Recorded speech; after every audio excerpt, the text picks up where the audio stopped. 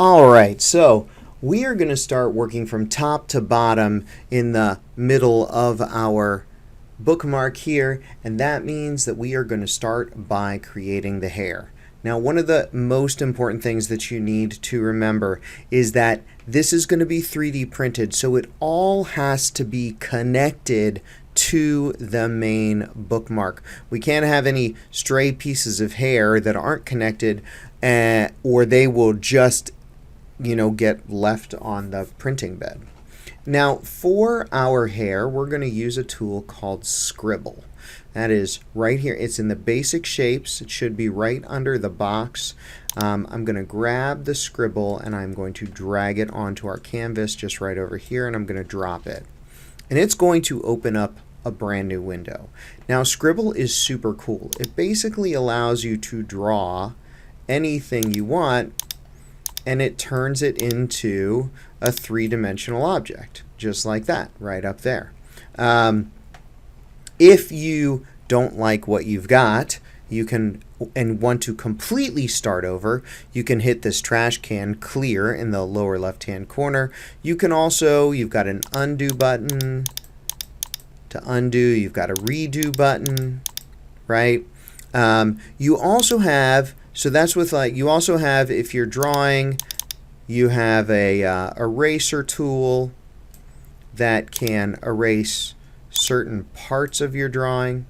And you also have these kind of, I call them windshield wiper tools, that are pretty cool because they allow you to click and drag and create like big strings of, I don't know what that is, a potato, a kidney or something.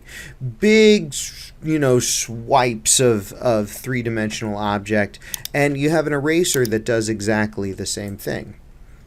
Okay, and we're going to kind of use all of these tools, but right now we're making hair. And to make hair, I think probably the best thing to use is just our drawing tool.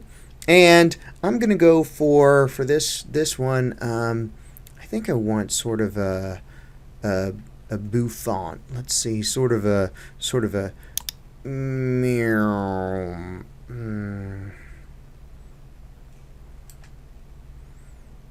well, that doesn't look like hair at all.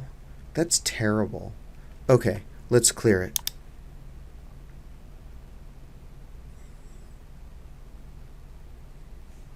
So I think for my hair, I'm going to go just for something spiky, and for that, I'm going to use the pencil tool, make sure that's selected, and I'm going to use this line to remind me that this is kind of where my bookmark might be.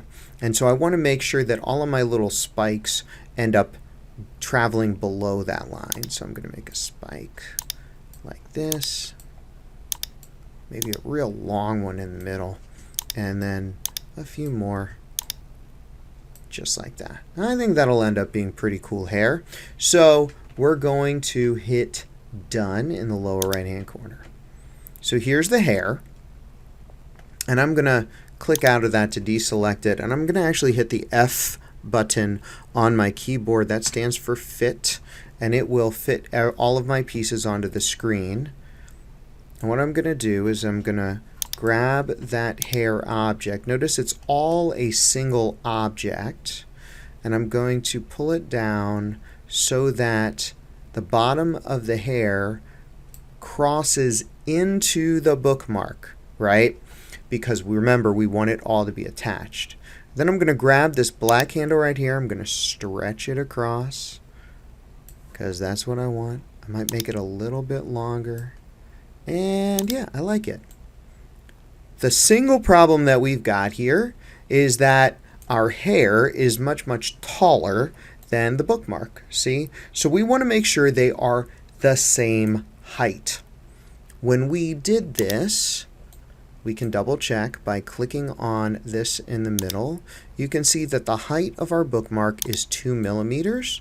So we want to change the height of our hair to 2 millimeters as well. So I'm going to select the hair, and right underneath, we've got this arrow here. Directly underneath it is a white box that controls the height. That we want to change from 10. I'm going to click inside of it to 2. That will take it down to 2 millimeters. It will make it the same height as our bookmark.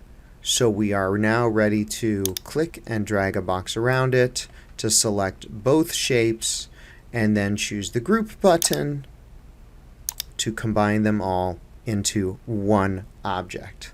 Looking good so far.